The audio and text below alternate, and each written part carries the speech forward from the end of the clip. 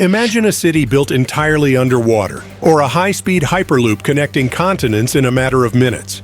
It might sound like science fiction, but these kinds of ideas are no longer confined to the pages of novels or the frames of futuristic movies.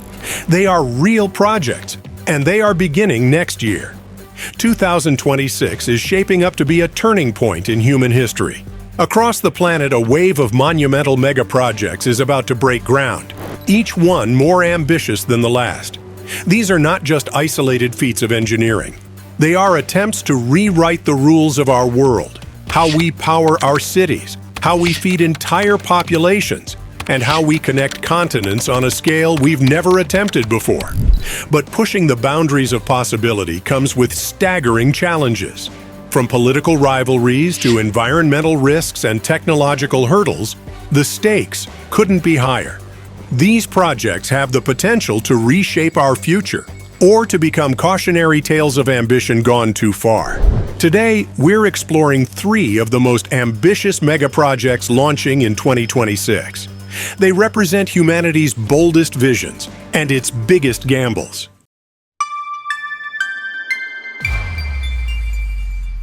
The Orbital Oasis. For decades, scientists have imagined a world powered by clean, limitless energy collected directly from space.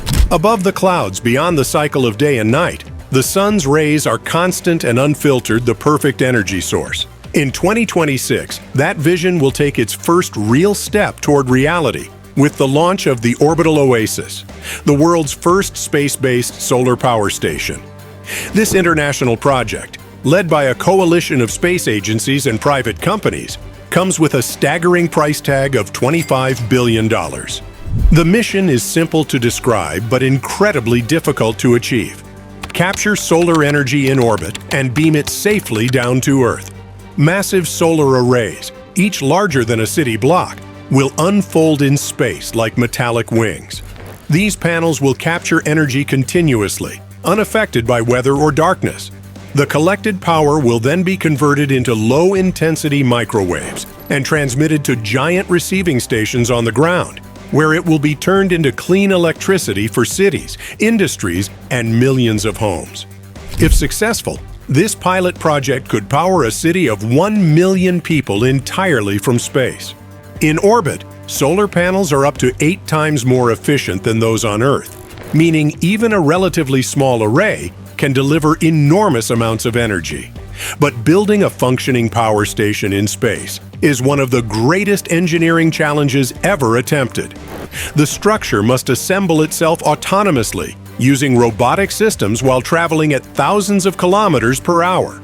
The energy beam must be precisely aligned to avoid interference or danger to surrounding areas. And every component must survive the extreme conditions of space, from radiation to violent temperature swings. The Orbital Oasis isn't just a power plant. It's a glimpse of a future where the resources of space directly fuel life on Earth.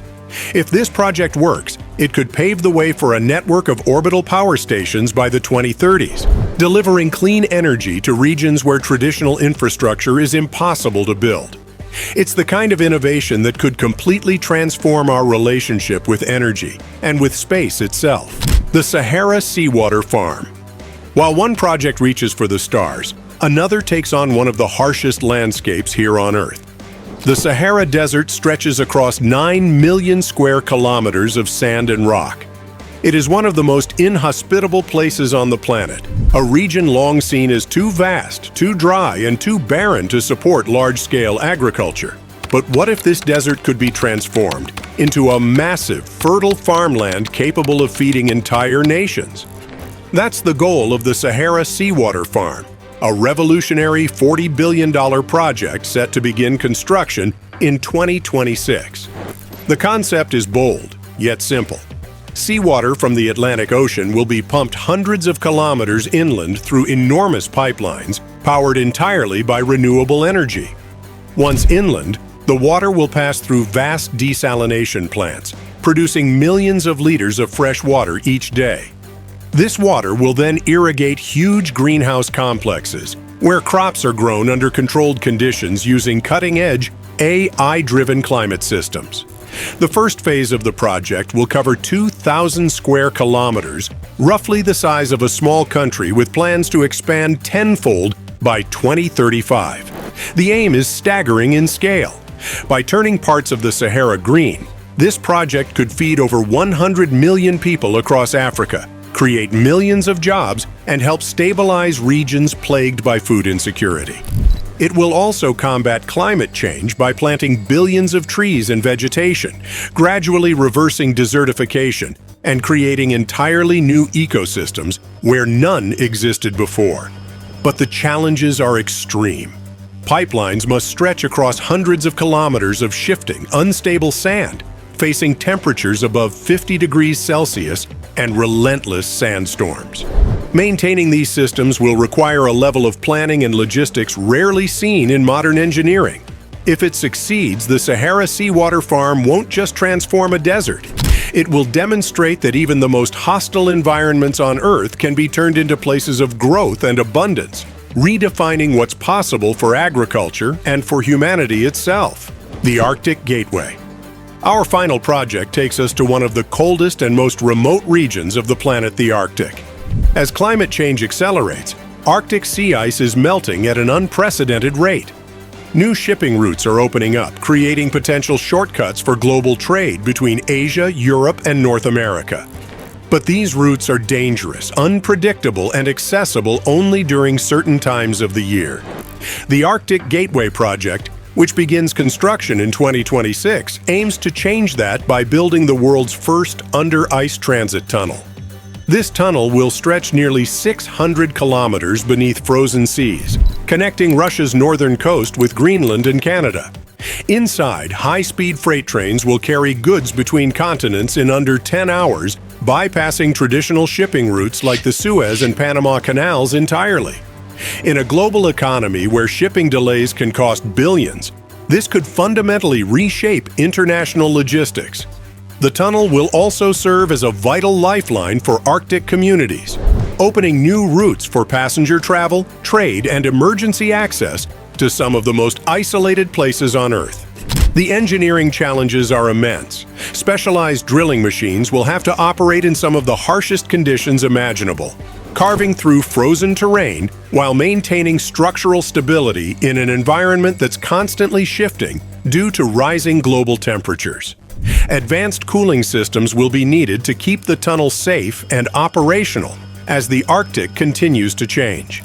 The estimated cost of the Arctic Gateway is $80 billion, making it one of the most expensive infrastructure projects ever attempted. But beyond its engineering feats, it represents a geopolitical shift.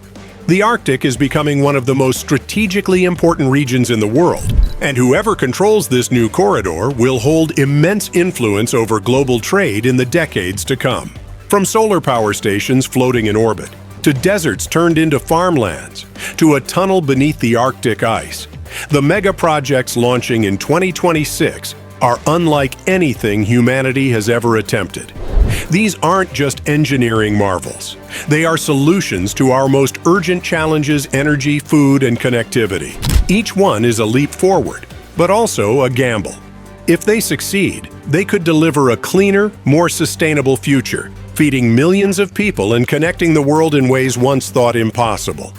If they fail, they could leave behind empty promises, billions of wasted dollars, and even greater instability. 2026 is not just the start of new projects. It's a year that will test the limits of what we can build and whether our ambition can truly match our imagination. The question is no longer whether we have the technology to achieve these feats. It's whether we should. Because the structures rising in 2026 won't just shape skylines or trade routes. They will shape the very future of humanity.